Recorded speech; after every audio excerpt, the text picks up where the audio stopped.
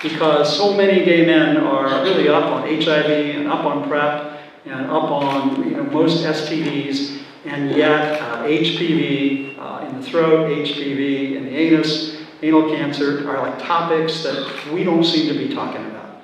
In the 1960s, with the sexual revolution, papillomavirus took on a life of its own and it became a very common infection. What's really changed in the last 5 to 10 years has been people's awareness of HPV. Partly, I get phone calls every time something new happens. So when Michael Douglas came out about his oropharyngeal cancer, I had a lot of phone calls from people very alarmed. HPV cancers are really the failure of the virus to live well with its host. Because what we tend to see in general, so for HPV 16, which is associated with about 85% of anal cancers that we see rates approaching in HIV positive men, close to 30% of men positive for HPV 16, about 20–23% of HIV negative men. But we really see cancer rates for those 85%, total cancer rates in HIV positive men of 78 to 136 cases per 100,000 men. Okay? So they're very rare events in a very common infection. We tend to see among the HIV infected men, we see about 90% of them have had one or more HPVs of the 37 that we measure for. And among the HIV negative men, we still see about 70% will test positive for one or more of those HPVs of those 37. The thing about HPV that's really important is, it is the most common sexually transmitted infection in the United States, and it's the most common sexually transmitted infection worldwide. So most HPV infections are asymptomatic and resolve spontaneously. Our body's pretty good at fighting it off, but certainly repeated exposures, certain subtypes are more difficult, and then if you have an immune system that's a little altered by HIV infection, then that makes us a little bit more susceptible to it as well. Virus types are involved in about 93% of anal squamous cell carcinomas, 36% of penile cancers, and about 63% of oropharyngeal cancers. So Dottie made mention already of Michael Douglas and Farrah Fawcett, but common celebrities that we know who have suffered from HPV-related cancers. Again, as we said, this is not only about the anal region, the oropharyngeal cancers are also related to HPV, 16 accounting for about 30% of all oral HPV infection, and a high number of HPV cancers, 60% of oropharyngeal cancers are HPV 16 positive. So, unfortunately, I worked some with Dorothy on a study where we tried to say, how are we going to screen gay men for HPV orally? So we looked at rinses, we looked at swabs. I don't know, Dorothy might have some input about what that all came out, but if you go to your doctor and say, please screen me for this orally, we really don't know where to do it. Where do you swab? What do you do with the switch? A lot of guys that are surviving longer with HIV and end up getting into more normal life expectancy, and they're basically living long enough to have the manifestations of the HPV become evident. And so one might ask the question, well, why is there a difference between HIV positive and HIV negative individuals? It really has to do with immunosuppression, because HCV is one of those, what I say, constant giving viruses. Once you got it, you got it.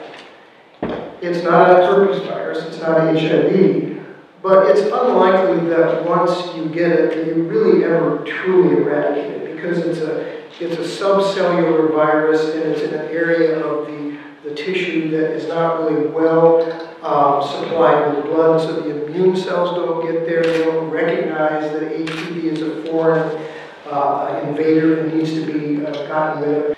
Okay, so then you say, well, okay, but I'm on HIV meds and my viral load is is well controlled, and my CD4 count is now 500, 600, 700. So am I really back to the same risk as HIV negative individual? Unfortunately, no.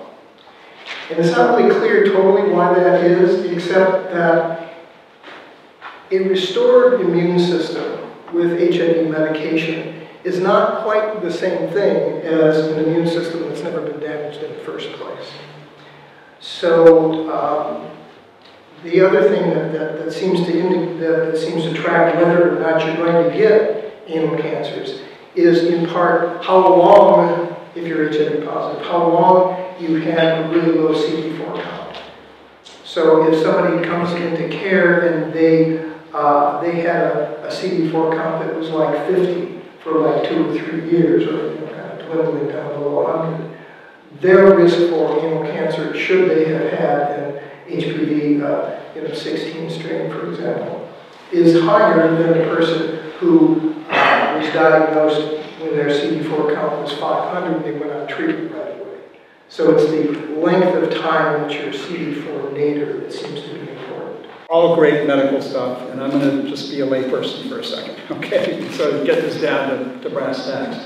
So oral sex. If I'm of the belief that if I just give oral sex to somebody, I mean, what am I at risk of getting HPV off of a dick? Sorry. I mean, am I at risk of doing that? And what is the likelihood of getting one of these high-risk infections as opposed to a low-risk HPV? If all I do is I give oral. The simple answer to your question is you have a very high risk of exposure to an HPV because of the commonness of these infections. Now, whether or not you become persistently infected is the next question. The other thing to know about oropharyngeal cancers, because it's on everyone's mind, there's something we can't quite figure out. So here's the national data. You see oropharyngeal cancer occurs at a rate, African American men are at higher risk than white men are. They occur at about 9.4 to 9.6 cases per 100,000 men. In women, and we know women have lots of oral sex. Okay, people don't talk about anal sex, but they'll talk about oral sex. Women occur in both of those groups at about 0.5 cases per 100,000. So what's all that about? And it's usually because what I see sitting across the desk from me, if I'm talking to somebody with oropharyngeal cancer, is on average a gentleman who's about 61 years of age, who has a lifetime history of tobacco and alcohol. And so there seem to be some cofactors that are really associated with acquiring an HPV cancer that are beyond the virus in and of itself. So HPV is the complexities of understanding how it's rearing its head in the populations that we care about is a little bit difficult to tease apart, but it tends to be associated with both the virus infection, but also all those other things around it. Is HPV oral cancer on the rise in West Hollywood? HPV oral cancer? And if so, is data being tracked on this? When you talk about head and neck cancers, they're really talking from the top of your tonsils to the top of the opening into your lungs, your trachea. And so the vast majority of these HPV cancers are really located in this oropharyngeal tonsillar area. And the reality is that we really just don't know even what the precancer lesion looks like. So one of the things Dr. Bullen talked you through are these high-grade dysplasias, which we can look at with various kinds of dyes and say, that sure looks like it, take a biopsy and actually be confirmed. And so we have not been able to find that lesion in the oropharynx in people that have infections. So I think that a piece of this is we have to ask your patients and your continued support as we do this research to better understand, but we haven't been able to find that precursor lesion. And very frankly, it's hard to find simply because people don't want to give me their tonsils. It's very difficult to get people to open wide and let me poke around and spray with some, the other name for acetic acid is vinegar. So if I spray with vinegar and you cough and spit, it's really tough. It's a tough thing to find. Whereas if I have your bottom, you don't cough and spit. I had asked asked a couple of patients to come tonight, and one had oropharyngeal cancer and HPV-related oropharyngeal cancer. And I'm so sorry that he wasn't able to join us tonight because he has been a great inspiration to me as far as trying to mobilize a response really to, is there a higher incidence of oropharyngeal cancer, and why don't people talk about it, and why don't people know about it? And we talked about, people who think that they're avoiding cancer risk by not having anal sex, and it's just not the case. He presented to our office several times with oropharyngeal complaints. We referred him to several ENT surgeons, finally saw an oral surgeon. Everybody thought it was fine. Finally, he found somebody who found something unusual, and they biopsied it and found out to be oropharyngeal cancer. He's had, oropharyngeal cancer is a terrible cancer. It's very difficult to treat. They do large surgical resections, and so the reason he's not here tonight is because he's recovered enough that he's gone back to work, and he got assigned to an assignment outside of Los Angeles. So I'm very happy about that. But he's been texting me through the course of the event because he's so sorry he's not here to really share his story. Because I do think it's something that we need to be thinking about and talking about, and certainly in some of the research that Dorothy's doing, we're studying different ways that we might be able to evaluate this. But it concerns me as a gay man, it concerns me as a physician in West Hollywood, but yeah, I think that it is something that we need to be alarmed about. Most of the time, people who are infected with HPV get infected within their first 2 or 3 sexual encounters, ever. So the HPV that gives you cancer at age 45 or 50, you've probably been living with for 20 years. So it's a slow motion disease. And that means that there's plenty of opportunity to discover it and treat it early. If we could pick them up really early, then there's a whole variety of ways that we might be able to treat it, but it's really just so hard for us to find it before it gets, if it's a cancer, before it's invasive. And so then we're looking at radiation and chemo that can be of some help, but we don't have a great treatment for it, really. With all the effectiveness of protease inhibitors, it sounds like HPV is more life-threatening than HIV. Is that accurate? So the good news is that treatment for HIV has been highly successful. I mean, I was a nurse in the bad old days, and I remember cases where we lost very young, vital people at the peak productivity in their lives, and it was really very tragic. At this point in time, what we're dealing with is that we've been really effective at increasing the lifespan, but for reasons that are not completely clear, this virus tends to cause a bit more nonsense in HIV-infected people than it does in HIV-negative people. What I would say would be the take-home point is, if you're HIV positive and you're a man over 45, there's a very high likelihood that you have high-grade disease. 50% people have high-grade disease. So check it out and make sure that it's there, or make sure that this gets addressed. And then secondly, is to, this is not a one-time thing. So it's not like, oh, I go in and I get this taken care of and it's fixed, and now I'm, off to the races. This is a virus, and so it lives in the skin, and we treat what's there that we can find, but there may be more virus there that we don't see, and you may be exposed to other virus subsequently to that.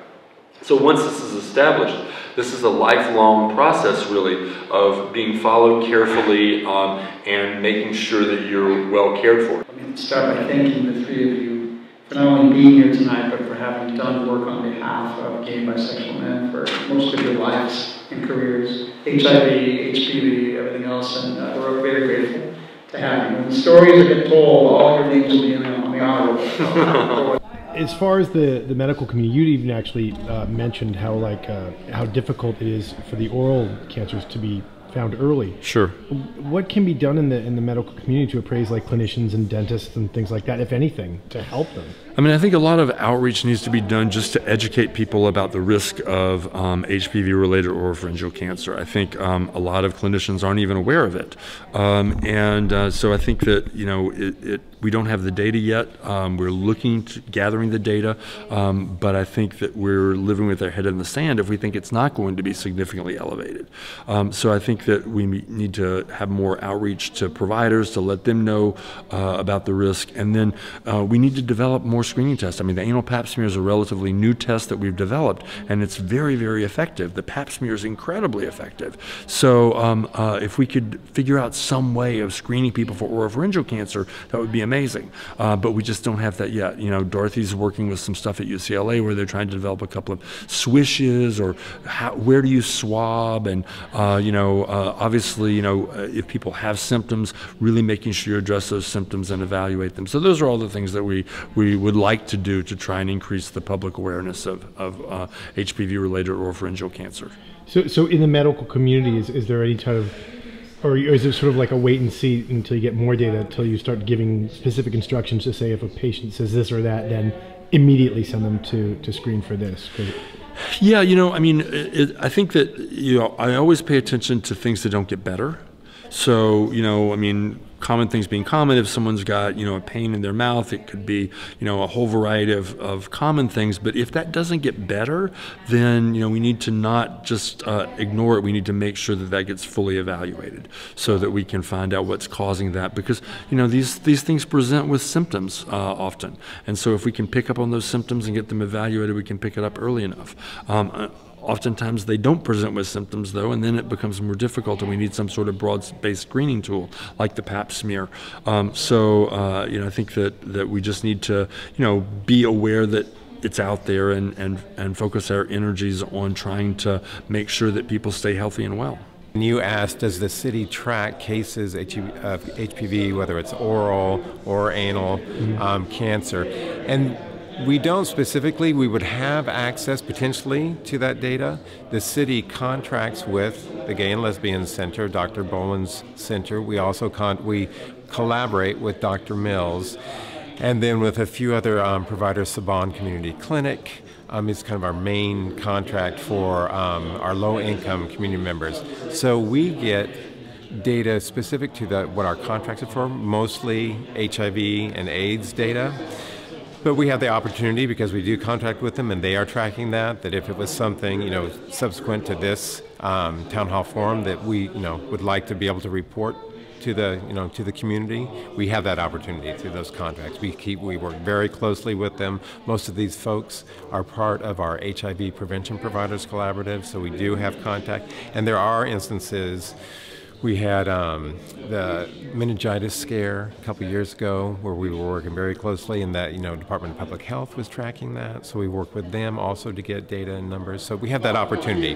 Right now, we haven't specifically requested it, but it could be available to us. Does your department get involved in disseminating information? Like, for example, we were talking about how difficult it is to screen, but appraising for like dentists and other clinicians in the city, or is that strictly the medical community's responsibility to do that? So as far as having referrals to appraise the medical community, like getting news out saying, hey, this thing is on the rise and here's how you look for it.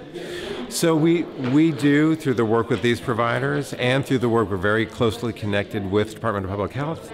And the example that I gave before, as far as the meningitis scare that we had a couple years ago, so we help them get the information out, their public health alerts, we get on the city's website, so we make sure that information is targeting West Hollywood. So we do assist with outreach and information. Our public information department, they also work with the county, so we make sure that we take that, it's countywide, but we'll make it targeted to West Hollywood. Okay. And lastly, just you yourself, have you personally met anybody who had the oral pharyngeal type of HPV cancer? I have not.